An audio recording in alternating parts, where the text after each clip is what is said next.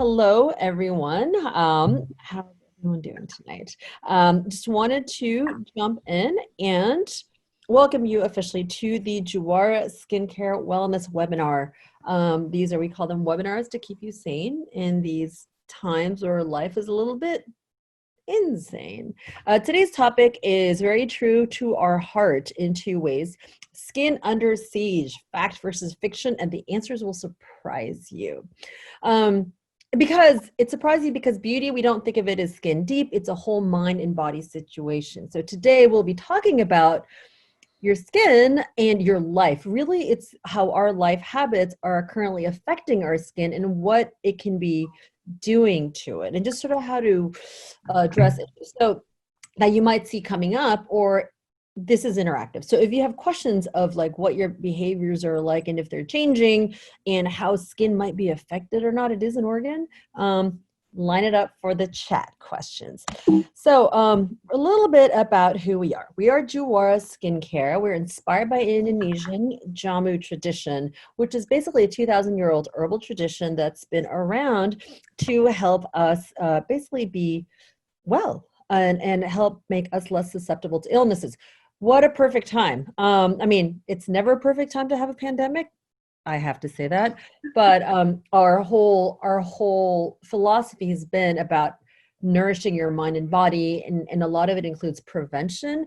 So it's a lot easier to maintain health and be well than to, and not to mention, it's a lot more calming than to have to react. And yes, acute illnesses happen, but let's try to stay well. And of course, deep social connections, because we think that beauty is really not just sort of what your skin looks like, but how you're connected to others and the joy that brings out in you.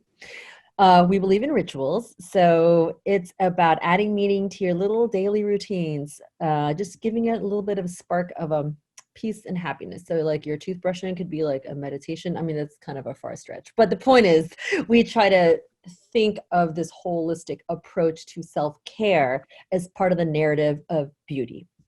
So, objective of these webinars, we talked about self-care is body and mind. So this is our way of addressing the needs of our mind to stay sane, to grow, to learn, and to connect. So one is we want to connect to community.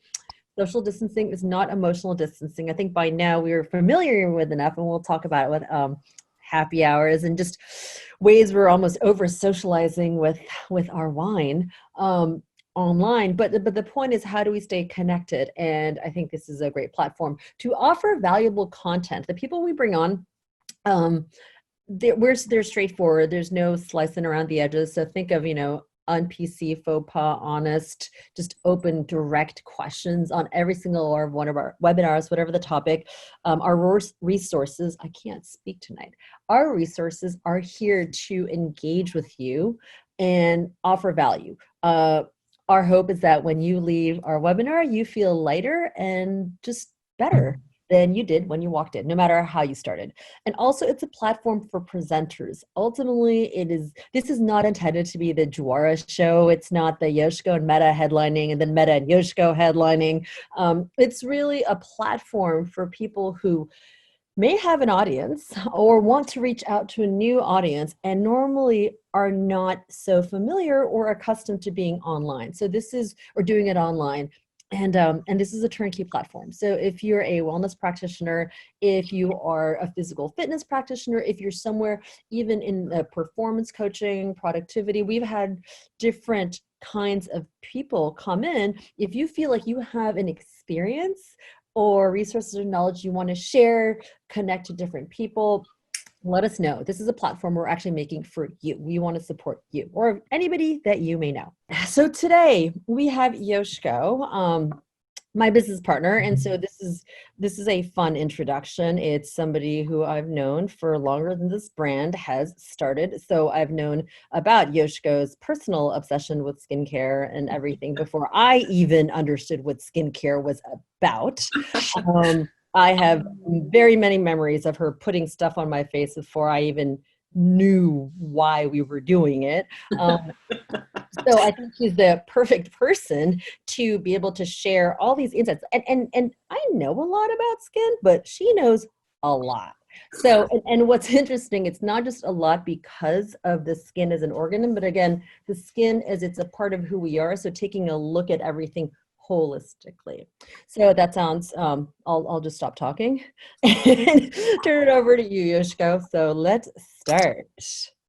Okay, well, thank you, Meta, for an awesome introduction. And thank you, everyone, for tuning in. I'm really happy to be here tonight. And the topic is, yes, skin. And I, for the longest time, I refer to it as skin health because it really is a reflection of how we feel. There's even a saying, feeling comfortable in one's skin, because it really is like a total experience. And skin is an expression of how we feel on the inside. It also is a barrier to the outside world. And we're in some pretty crazy times right now. So, we do talk about stress and skin. And I'd like to just get a feel and a pulse check with the audience first. If you have, or if you know someone who, if you've noticed, that your skin has changed in the last several weeks, for whatever reason, or maybe not at all. So, yep, let's take a look. I'm going to launch a poll.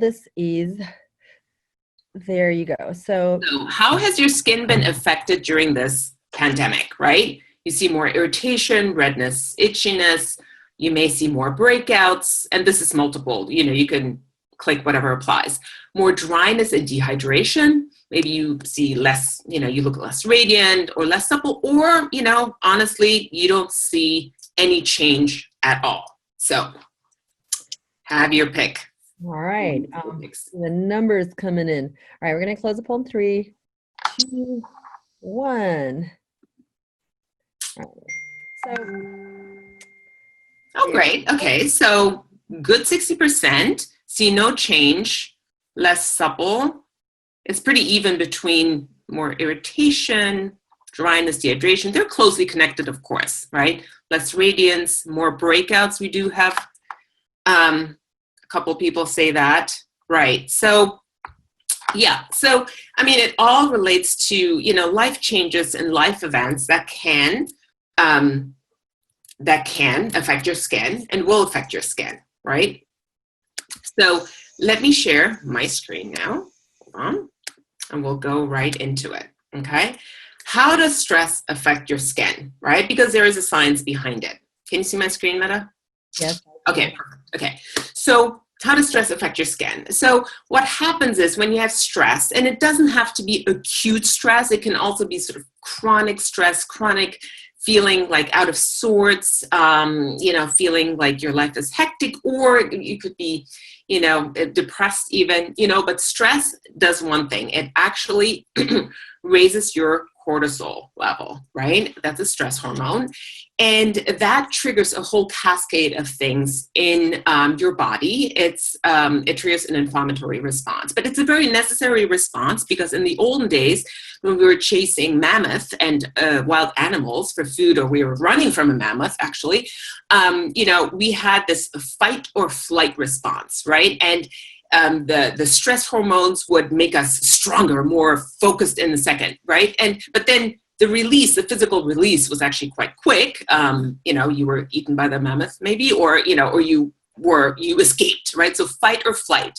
You fought the mammoth or you ran away. But these days, stress, there's such a huge variety of kind of like, very underlying stress, right? The uncertainty about what's going to happen with this world, right? The job, new circumstances, not being at the office with your colleagues, right? Having to keep a different schedule. So all of these things really affect you. And it's not just the direct stress even, right? What it could be is that because of the changes, right, is that you may have changed your eating habits, right? And all, that can have an effect on your gut bacteria or your blood glucose level, which really impact how you feel in your skin. So all of these things can affect the skin and express themselves, can express it in redness, irritation, itchiness, and so forth, right? So it's a real thing.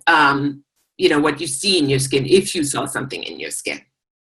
Okay, so generally speaking, I mean, what can help, right? And this is what's so amazing about skin. Skin is really a reflection of your overall health. So what helps your skin is what helps your overall, your total well-being. So if you're going for balance and consistency, that helps your overall health and helps to have healthy, peaceful skin. So it's not, rocket science. It's things like a daily skincare ritual. Yes, you don't get up at the same time anymore, and you don't have to get out of the office. You don't have to put on makeup, but keeping the same skincare ritual is actually really beneficial, not just for your skin, but for your soul, because you're kind of going through that moment when you're taking care of yourself, right? Regular physical activity is huge actually for skin. We're going to talk about that as well, but it's a stress buster. Balanced, nourishing foods, even though it's tempting, you can just walk into the kitchen, to your fridge anytime you want and just eat. And you can eat late, and the whole rhythm, if you don't try, right, it could, I know about myself, it can get out of hand pretty quickly. Sleep, right? I don't know anyone these days whose sleep isn't affected, right? But sleep is really important for your skin, of course, and staying collected. What I meant was staying connected, okay? So social connections are huge for our well-being, right? And I think it's great people are getting on Zoom happy hours, and calling people. And I've gotten in touch with a lot of people that I haven't talked to in a long time. And it really does help your soul. And as a result, will help your skin as well. Okay, so these are the things in our daily lives that we can do to kind of keep the stress at bay. But there are other things, of course, that we may or may not know or make assumptions about our skin during these times. Yoshiko, when you said staying collected, I really thought you meant staying cool, calm, collected. I'm like, yeah, that's totally zen. It's actually not that far-fetched, right? But yeah, I meant staying connected. Deny the mistake, keep going, because it's also true. So, yeah, let's dive into some actual, questions that, I think are not necessarily widely known or addressed, right? So the first one is actually quite close to, our hearts these days, right? Good hand hygiene. We're told all the time, wash your hands, all that in 20 seconds. My kids know it. We know which songs to sing, right? Using soap and so forth, right? So is it? Right? We've got a poll okay. Oh, right. The poll, right? Good hand hygiene. Does it just mean I wash my hands with soap, for 20 seconds? Or if that's not accessible, use hand sanitizer, Is that all there is to good hand hygiene? True. Yeah. One or the other. So obvious. We must know the answer. So, all right, we're closing polls in 3, 2, 1. All right. So, of course, everybody says. Yes. Well, no. So good hand hygiene, of course, washing your hands with soap it's huge. There is no good hand hygiene if you don't wash your hands or use hand sanitizers. But that actually is not the whole story, and not a lot of people know about that. So what happens if we take a step back, when you wash your hands, for 20 seconds, right? Not just a little bit, but you're really scrubbing in all the places and so forth. It does, and then you rinse off, right? Or you use alcohol-based 60% plus hand sanitizer. That dries the heck out of your skin, okay? And if you're not, then, you have to wonder if you're actually washing and scrubbing enough, right? And so, it dries out your hands. You can feel like it gets tight, it may look ashy, you can just feel it. Ooh, my hands are dry, right? So,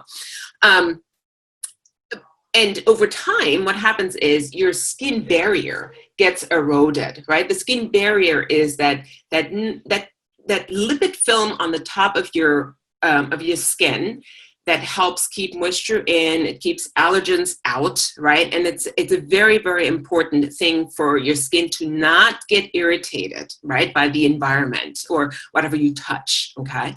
So when you keep washing your hands a lot, which is good, right, you're gonna erode that lipid film, and after a while, it's not just dryness, but you get, redness, flakiness, and when I started really washing my hands, I even got my knuckles became raw. It was like dark red. It was pretty insane, So what happens?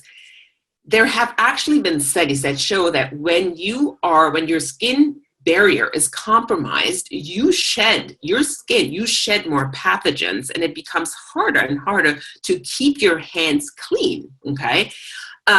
So who would have thought that, right? It's not just, make my skin a little bit more comfortable, but it actually, if you're touching people, right? If you're with people, especially if they're compromised in their health, you really have to think about, how much, or you touch something, or you are sick. I mean, are you shedding pathogens?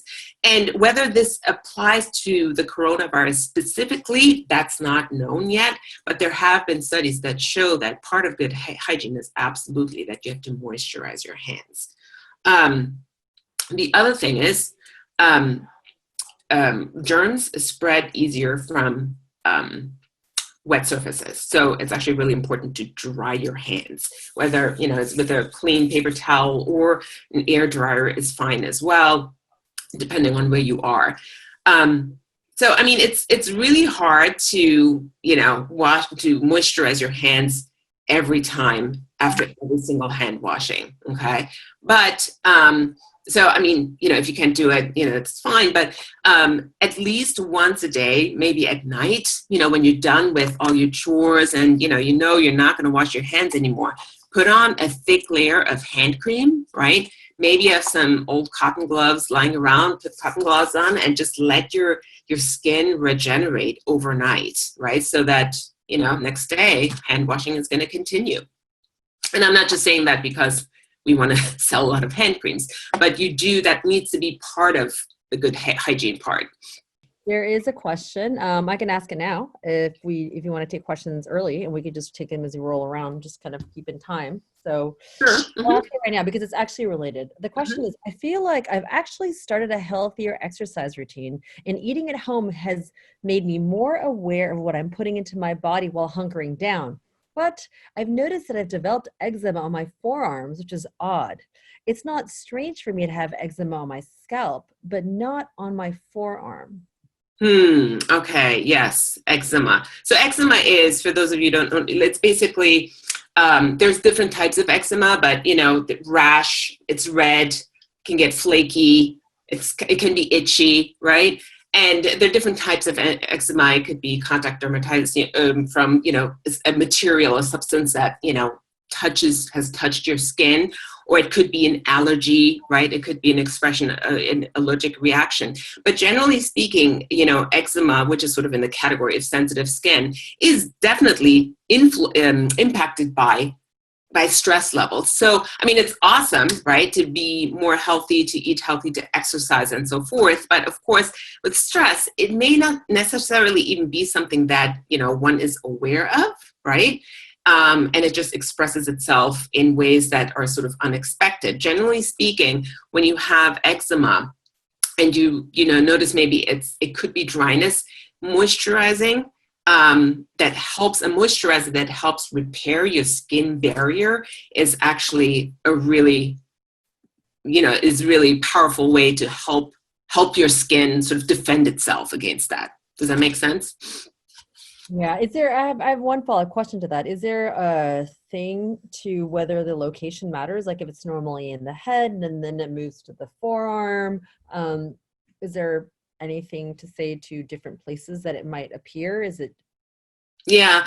Well, I mean, usually, when if it's an allergic response, typically wouldn't be so confined to one place, right? But unless it is something that's like on contact, right? Whether it's a new material, and maybe you had a weak barrier already in that spot and you wore something new, or you touched something in that spot, then it expresses itself just locally, even though, and the head eczema might be a totally different reason why you have it there. So it expresses himself in the form of eczema, but you're saying the underlying causes might actually be different. And exactly. Okay. All right. Let's move on to our next slide. Okay. So can you see my slide? I always have to make sure. Okay. So these days I don't put on makeup and I don't go out much. Right? I mean, that's definitely me. Is it okay if I don't wash my face? So we have another poll for this one. This is the no judgment poll. But how often do you find yourself washing your face? Now or before? Yeah, I only wash my face if I left my house during the day, right? Maybe to go grocery shopping.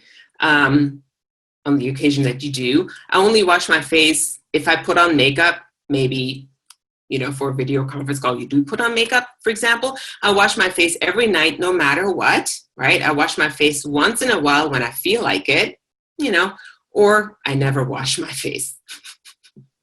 Well, we'll see. Closing in 3, 2, 1. Oh, wait, last minute people coming in. Okay. All right, sure. All right, I'm closing it now. Okay, let's see. All right. Kind of all over the place, but I think we've got a good solid. Oh, wow. Yeah, 67%. Wash my face every night, no matter what. That is awesome. I only wash my face if I put on makeup. Oh, 0%. Okay, I never wash my face. Okay, I only wash my face if I left the house during the day. Okay, there's a sizable once in a while. Yeah, okay. I mean, I have to say, my habits in the beginning definitely kind of went all over the place, right? And it's true that, when you do put on makeup and, there's a concrete, very compelling reason to wash your face because, the foundation or whatever, it can irritate your skin. It can clog your pores, it can you want to get that stuff off, right?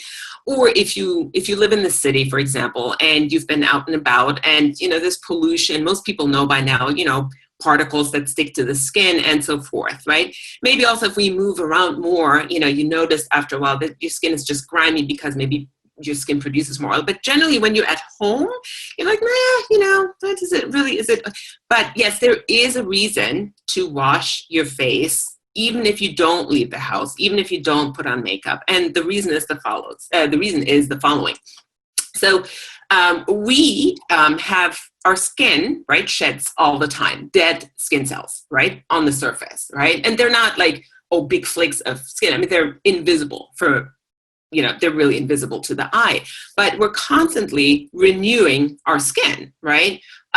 One cycle of skin renewal is, depending on your age, it's between 3 weeks and, if you're older, it can be, many, many weeks more, 6, 8 weeks, right? And what happens is when old skin accumulates on your skin, you tend to look a little dull. Your skin doesn't look as fresh, especially if you get, more mature, right? Your skin doesn't just so you look like, not as radiant. So when you wash your face, washing your face, right, actually helps facilitate that skin shedding self-exfoliation process, right?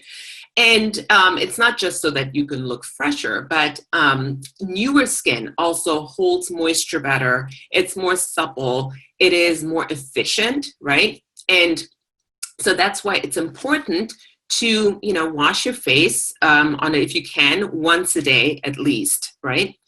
The other reason why it's really good to wash your face is that, people underestimate the amount of microparticles that actually fly around in the house, right? We think of it like obvious pollution, the bus, like the MTA bus, and then you see smoke and whatever. But it's not just that, I mean, if you stay in your house, you probably notice, and even if you don't do anything, dust accumulates. So these microparticles microparticles do attach to your skin inside the house, right? So you want to really take that weight, that invisible weight off your skin on a regular basis. And the third one is, and it's more of a psychological trick, okay? So, when I'm like, okay, I'm going to wash my face tonight, right? Chances are that after I'm done washing my face, I dry off, I'm standing in front of the mirror, I'm like, okay, fine.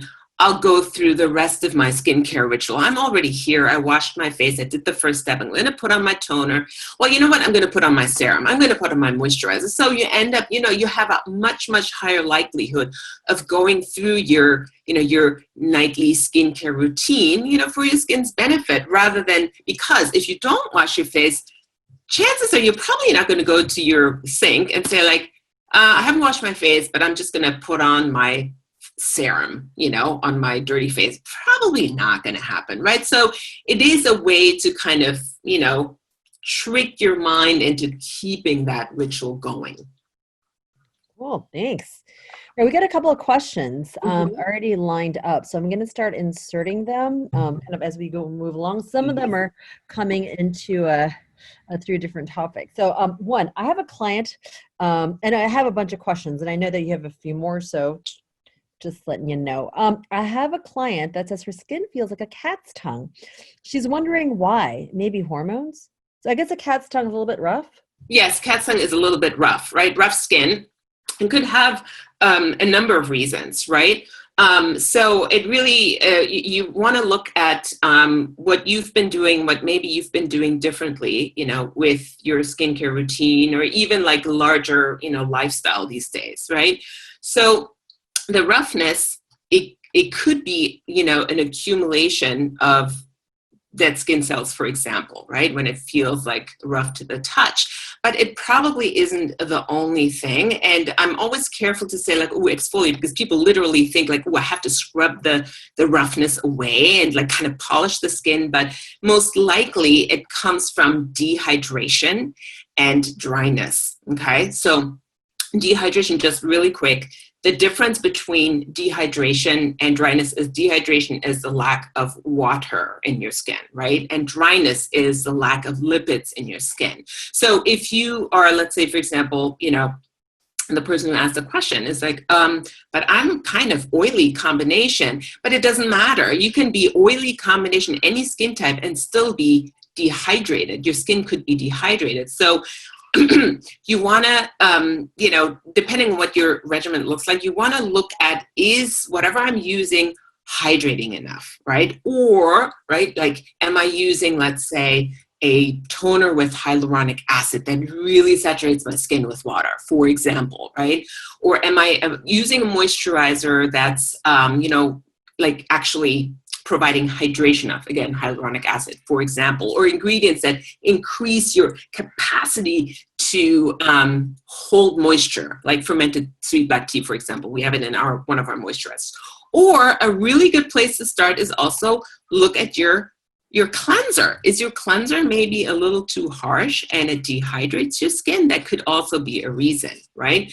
But generally speaking, yeah, there could be many reasons, and your current skincare program is probably where I would start looking. Might not be enough hydration. Okay. So it could be anything from exfoliation, which means it's rough because of the dead skin cells building up, or dehydration and dryness where it's just not enough hydration to kind of smooth out the edges, to put it in. Right. It could be, yeah, exactly. Because if you're not exfoliating on a regular basis, especially as you're more mature in age, right? Your skin cell turnover isn't quite as efficient, right? So, if your skin is dehydrated, it becomes even less efficient. So hydrating can make it more efficient, right? But it may also be that your skin just needs a little bit, help, with a scrub or an enzyme peel, for example, to get rid of that, what's the dust bunnies living on your skin. Okay, yeah. We've got another question. This is related to the face washing, and I can relate to the person who asked this question. When I put on lotion, my dog seems to lick me more. Must be the natural JUARA fragrance and ingredients. Do you think doggy bacteria is good for you, or for your, and it's good for your skin, or should I be washing myself after all my doggy licks? I can so relate to this. Yeah, well, generally speaking, yes, it's better to wash your face after this, right? I mean, our skin is pretty resilient in the sense that, but you never know if you might have a micro cut somewhere, right, that you don't see. And, if any kind of bacteria that normally would be totally harmless makes its way into your body through a micro cut, that could actually cause trouble, right? So, yeah. I can also, there's something because I work with Yoshiko and I have the same question. There is a belief, and that's like doggy bacteria is good, and if you have wounds, it's even down to that practice that I've actually seen some people do or say. But doggy bacteria has a lot of bad bacteria as well, and you don't know where that dog's mouth has been. So ooh, yes. I know where my dog's mouth been. I don't like half the places it goes. So generally speaking, it is good to wash after doggy licks. Yes. Okay, great questions.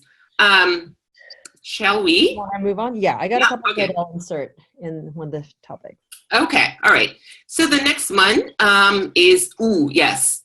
Will wearing a mask make me break out? Right? So this is really something that has now sort of crept into our consciousness a lot more than even just, a few weeks ago, because in New York City, you have to wear a mask if you are out and about. And in other places, you have to wear a mask if you know that you're going to be a place where you can't be 6 feet apart, where you can't social distance. And I see a lot more people with masks, even in my neighborhood. Okay, so and it is definitely something that's here to stay. It may even become a habit, because when you look at Japan, for example, I mean, they've been using masks even before this all started, just to, keep safe, keep others safe, and so forth.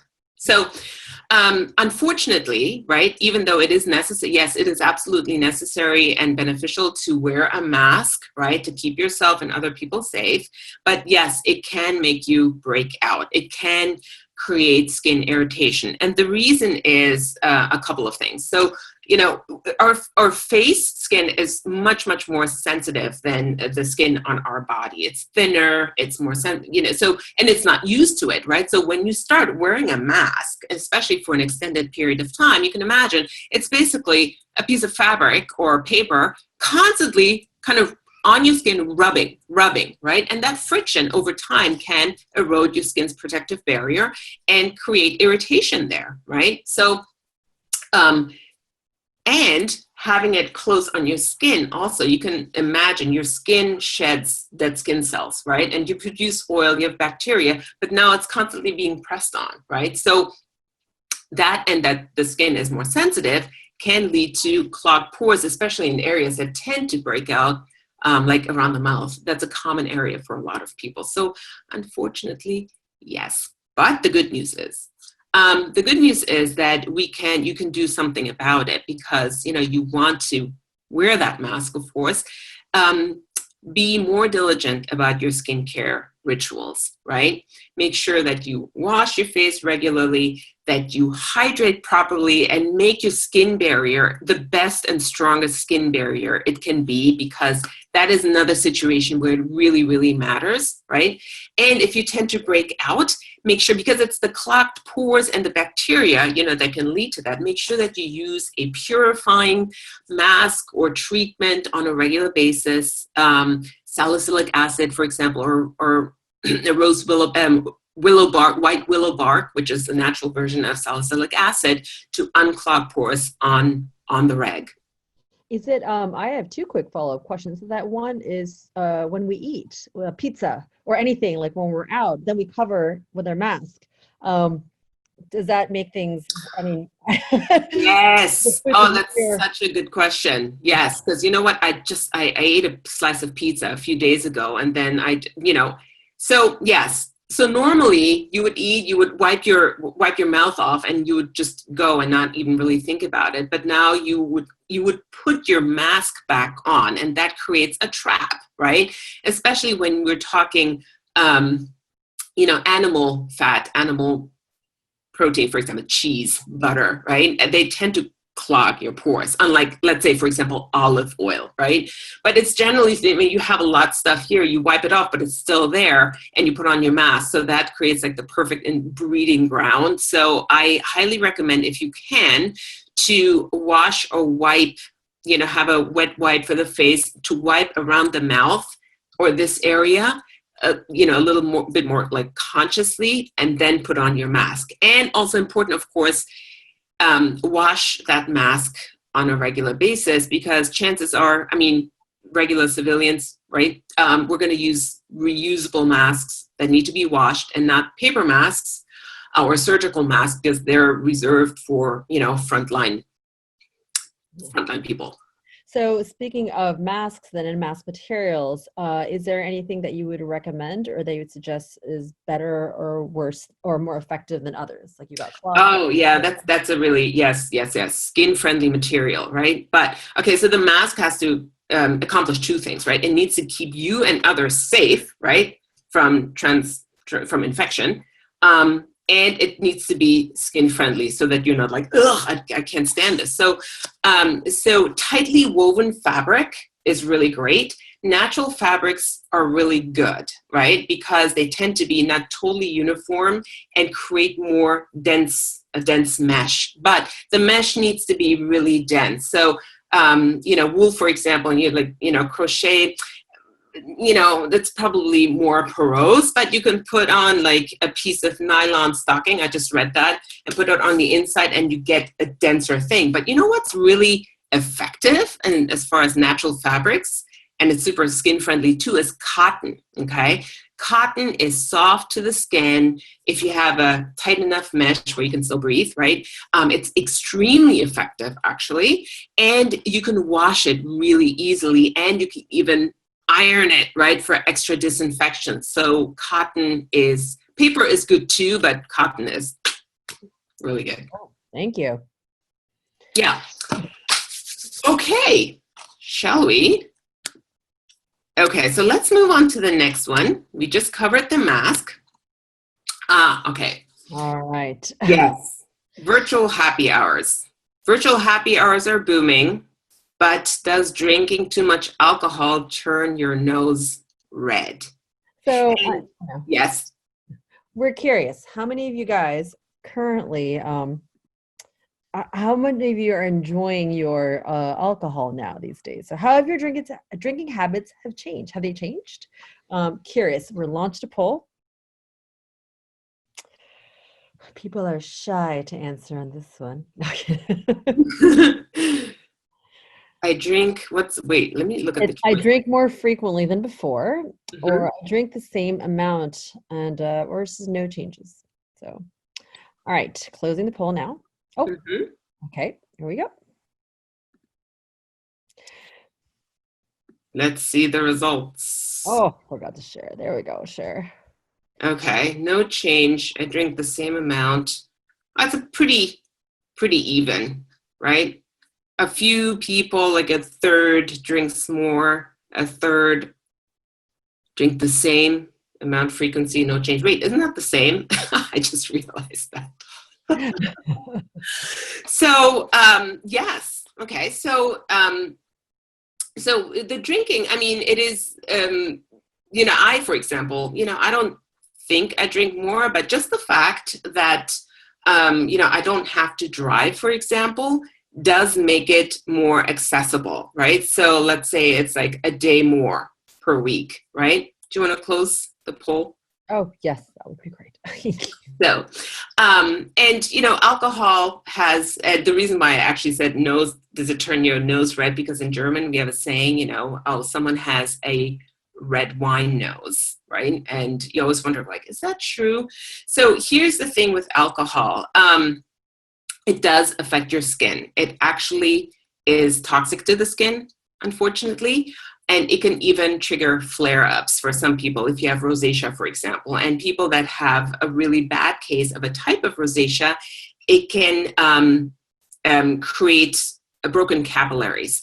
However, the red nose thing, that is a myth, right? Because the condition that leads to a particular, broken capillaries around the nose and like an enlarging of the nose is a specific chronic skin disease that isn't triggered by alcohol, right? So it may make it, your alcohol may make it worse over time, but it is not something that's triggered or because of alcohol. It could be also, cheese triggers a flare-up of this. So that is a myth. But yes, alcohol is unfortunately not great for your skin. First of all, it dilates your blood vessels, okay? So what happens if, they dilate, then your skin gets flushed, it gets hot, right? And for some people that can then create a cascade of skin problems. The other thing is also that, alcohol is metabolized in your liver. And in that process, there is oxidative stress that, over time destroys tissue, right? And that is what skin is. It is tissue. So, while it is really nice and relaxing, of course, to chill out with, a glass of sake or a glass of red wine, it's definitely not a skin-friendly indulgent. But, here at JUARA, we're always about balance. You want to have joy in your life, right? So it's more like, okay, just keep it in check, right? So speaking of balance and maybe perhaps joy, we have a question related to this. The question is, now that I'm work from home, I started to day drink, but I don't necessarily think that I'm taking in more alcohol on average. Do you think spreading out the intake of alcohol over a hard day's work is better or worse for your skin and body than, I guess, taking it all in the evening? That's a great question, because I've been thinking about that too. Because here's the thing with alcohol, right? Most people drink like at the end of the day, right? It's like when work is, everything's said and done, or before you go to sleep. Actually, alcohol has been shown to disrupt your sleep and the quality of your sleep. You may get some sort of relaxed in the beginning and feel like, oh, now it's going to help me sleep, because maybe you feel some anxiety, sort of, your inhibition. You're like, oh God, it helps me go to sleep. But it's actually the opposite. So from that point of view, drinking before you go to bed, because it disrupts your sleep, is actually not a good idea, right? Anything that disrupts your sleep is not good for your skin, right? So, but at the same time, of course, if you drink too early in the day, you might feel sluggish, right? You may just you're like, oh, buzz, yay, right? And then you get sluggish. Is that going to interfere with your exercise, for example, right? Or your productivity or other aspects of your well-being, right? So, I would say, don't be married to the fact that it needs to be late in the day because of the sleep issue. That's why I don't drink late at night or before I go to bed. I can't sleep after that. So, yes, I hope that helps. So you're saying that it's less so much about the alcohol's intake, unless this individual is drinking a ton. It's more like when you drink the alcohol will affect the other things that you have to do. And it's more of a disruption factor that needs to be considered, as opposed to the actual impact of whether I'm spreading 2 to 3 glasses of wine through the day or doing it after work or at breakfast. Yes and no. This is such a good question, right? Because of course, alcohol has an actual physiological effect, right? And it does mess up with your metabolism of sugar, for example, right? So you could say that if you kind of spread it, and depending on the amount, of course, you're constantly messing with your otherwise normal metabolism. But if you feel like around lunchtime, I'm going to treat myself to a glass of wine because I want to relax now, that is absolutely okay, rather than be sort of married to this, it needs to be at the end of the day. You know what I mean? Or if you feel like in the morning, I don't have anything to do, I'm going to drink a glass of, a mimosa by myself. Ching, that's technically fine too. It doesn't have to be at night. The total amount does matter. Okay, cool. Thanks. Okay. All right. Talking makes me thirsty. Okay. Love this. I want to live like the French or the Spanish while working from home. Yeah, I'm getting more sensitive with age, you know. All right. Okay. Next one. Let's talk about body hygiene. Okay. So BO, let's all face it, you know, in the beginning at least, you know, my shower schedule was thrown off a little bit. But BO is the only thing that happens when I don't shower for several days, right? And maybe it doesn't really bother you, right? The BO, if you're by yourself or, you know, your housemates or family, they all know you smell, maybe it doesn't really matter so much. But when you do that for several days, especially for skin, you know, does it matter, right? Does it matter for my skin? So it, of course, depends, right? With showering, you know, especially in the Western world or America, right? I mean, overwashing is definitely not good for your skin. There's even some dermatologists that say if you have, let's say, sensitive skin or you have dry skin, you have eczema, washing, especially in hot water every single day, that's not a good idea, right? But if you're going, you know, several days or, you know, 3 or more days without showering, there are a couple of things that can happen to your skin, right? Your skin is a breathing, living organism with a ton of bacteria on the surface, right? And it's a fine balance between good bacteria and bad bacteria, right? So if you're overwashing, you're kind of getting rid of, you know, your good bacteria as well. That's not good. But if you're not washing at all, there is, depending on also what you go through otherwise, you can tip, you know, to having too many bad bacteria on your skin, and you can get, for example, itchy in strange places or itchy in intimate areas, or, you know, if you, especially clothing, right, constricts you, and you know, where you have friction and maybe sweat over the course of a day, that can create some, you know, a rash. It can create bumps, right? Because bumps are, for example, if you have bumps, keratosis pilaris, I mean, that's basically clogged pores. So it can create clogged pores as well.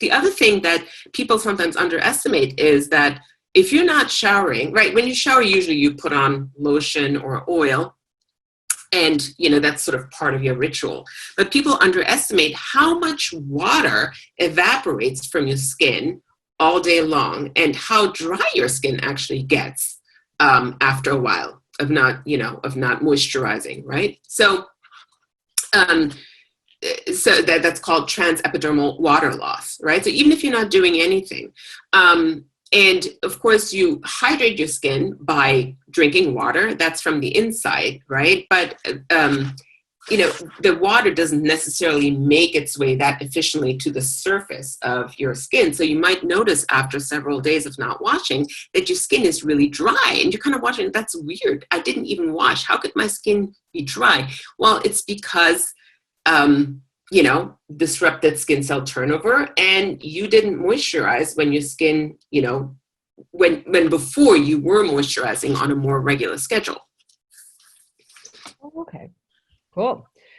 We have one question. I'll just slip it in now. Is it truth or myth that eating chocolate will make you break out? Oh, yeah, that's a myth. That is a myth. Okay. So in the sense that if you are allergic, you know, to certain substances, right? Because, of course, you can react and break out to any food, right? And when I was growing up, you know, and I had horrible breakouts. I had acne here in a V shape. I had it here, I had it here, I had it everywhere. And I was told, don't eat chocolate, don't eat nuts, don't eat cheese. Like, there's a whole list of things that I wasn't allowed to eat, right? And the reason why, that's the interesting part, the reason is because they were high in fat, okay? So chocolate is high in fat, nuts are high in fat, so that peanut butter, that will give you a zit overnight. And it's simply not true, right? What is true is that when you create inflammation in your body, right, because you don't tolerate a certain food, or because you it changes your gut bacteria, that can lead to a breakout. But you also have to realize that a breakout, is a long time in the making. So, I had some truffles last night, and this morning I wake up and have a zit, that probably, there probably isn't really a correlation. It's too close. It's close together. Okay, cool. Thanks. All right. All right. Okay, so let's keep going. Next one. Does being sedentary affect my skin? Right? So I don't know about you, but I really, recently have made a big effort to force myself to walk and to just get some physical movement going. Because if you're confined to your house, I think for most people, the default is you can become sedentary unless you kind of, say, okay, I'm going to do this online workout, or I go outside, and it's not always easy, especially if you have kids and you're homeschooling and so forth, right? But the question is, of course, yeah, okay, that's not good for, your waistline. Does it affect your skin? And the answer is yes, it does affect your skin. And the reasons are actually twofold, okay? One is when you work out, you bring the circulation in gear, right? Blood flows more quickly. Your skin, you can feel it, your skin gets warm, your body gets hot. And what that does is it actually does increase the transportation of, what is the blood in your vessels? That they transport nutrients, right, to all the organs, including your skin. So if you don't work out, right, it does, it reduce the transport of nutrients and oxygens to your skin. And that can, result in more sallow skin. It can have all kinds of implications, less radiance, dullness, less skin cell turnover, because your skin has its own metabolism as well. The other thing is, of course, physical activity is a stress buster. So anything that reduces stress, right, and therefore the inflammatory response to stress, is good for your skin. So it might be hard, but highly recommended to have physical activity on a daily basis. Okay. Yeah, no, I've definitely noticed that the running laps of the fridge is not sufficient. And yeah, not only, and I think just the exercise alone, I find just the circulation movement makes the skin look just more radiant. And just without that movement, it kind of sinks into this sallow blob. No, exactly. It's not just the stress. The exercise itself is really good for your organs and your skin, right? The skin being an organ. Okay. All right. So, do you see my slide? Yep. Okay. All right. Okay. I think this is the last one. As long as I get my 7 to 8 hours of sleep, that's enough for my beauty sleep. Okay. So there's been lots of debate about the amount of sleep, but also, if you can make up sleep, for example, you have a sleep debt and you can work that off. And of course, sleep, we say beauty sleep, but it's really health sleep, right? But your skin is an expression of that health. So the good news is that, you can pay off sleep debt, right? So if you have had a couple of days, or a week where you're not sleeping that well, it is possible over time to catch up, but it's not like, okay, today I'm going to get a really good night's sleep and then I'm going to be, that's the reset button. It actually takes a lot longer. It takes more than a weekend, right? Which is when most people, but these days during the pandemic, what happens a lot is that people may sleep enough, right? But they don't sleep at the same time, and they don't necessarily wake up at the same time, right? Because, for me, for example, I don't have to wake up on the clock to get the kids ready and to go to school, take them to school, right? You may have reduced work hours, right? So you don't have to get up in the morning when you normally would. Sometimes you do, maybe some other times you don't, right? And then, at night, it's tempting to stay up much, later on occasion because you don't have to get up so early in the morning. So, but what happens is for, your sleep to be optimal, right, for your health and for your skin, you have to go to sleep. You have to wake up at the same time every morning in the morning. And then you kind of work backwards 7 to 8 hours and go to sleep at the same time every night, right? So that really creates your optimal circadian rhythm, right? So just imagine there's this huge health debate also what, resetting the clock for daylight savings. It's just 1 hour, right? But how immensely that affects people's health, right? And how long it takes for people to recover from just that 1 hour change. So you can imagine if you're like, okay, I get up at 8, but then tomorrow I get up at 9, or maybe then the day after like 10, and then I get up at 7 again. So sooner or later, it does lead to poor quality of sleep and also less sleep, right? So for optimal beauty sleep, yes, it's not just the amount of sleep, but it's when you go to bed and when you get up. And when you don't pound a big old drink right before you go to bed. Now, we are pretty much almost out of time. There is one question that I can throw in here, but we have. Yes. What can be similar and different between female and males when having a daily cleansing regimen? Do men need as much time spent cleaning our face?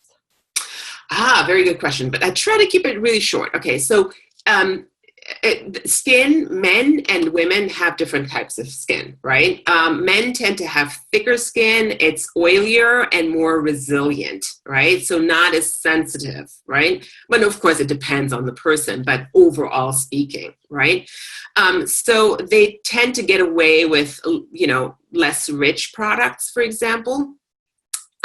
What they do have, of course, is a beard, right? And facial hair. And that can, for example, they may want to be really diligent about exfoliating, because with hair growth comes the issue of ingrown hair, right? So regular exfoliation is really important. So I wouldn't say that they have to use less product or fewer products. I mean, they tend to do that, but they're susceptible to slightly different problems, and they have to treat differently. Okay, great. Well, thank you so much, Yoshiko. I hope you guys got lots of good information. Up next, coming up, we've got Titania Veda, or T as we call her. This is going to be different. Speaking of sedentary and skin, this is about movement. So the format's going to be quite different. This is an embodiment and connection circle. So it's the format's going to be a meeting format. So you'll see everyone on the screen. We'll have people broken up in small discussion groups, but it's time to move, do breath work, connect.